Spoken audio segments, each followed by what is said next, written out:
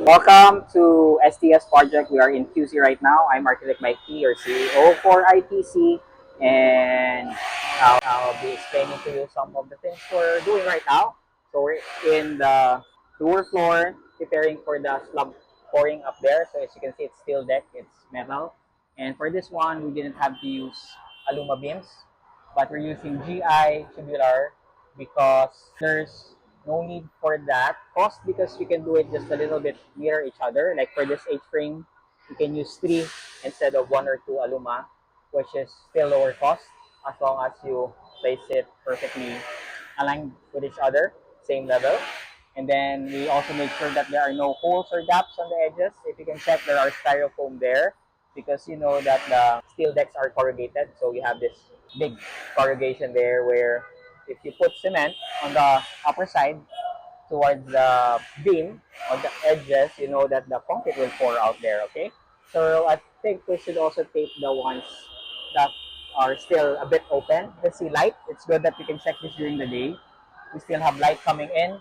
So we prevent the liquid part of the ready-mix concrete to pour out because it will cause scaling, right? So if the liquid mixed with cement will go out, then only the aggregates will be left inside, which might affect the thickness of your concrete cover. Normally, this is about 3-4 cm concrete cover, which is not part of the structural works, but or the strength, but it serves as an allowance for other protections. Like if there's a little fire, your rebars won't get affected right away. So you have that little protection over there, some kind of insulation. But of course, we don't sacrifice that. It should still be well covered. That's why we call it concrete covered. Next, we have here our A-frame. Here are the base jacks, as explained. So you can see it's still moving. It says it's be secured. So here we have 4 bolts usually there. We try to secure that.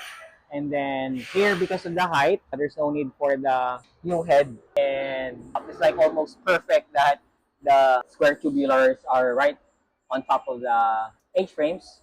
And we just needed to adjust the base jack, right? So the top of the H-frame, which is this one, is 1.7 meters wide and 1.2 meters high.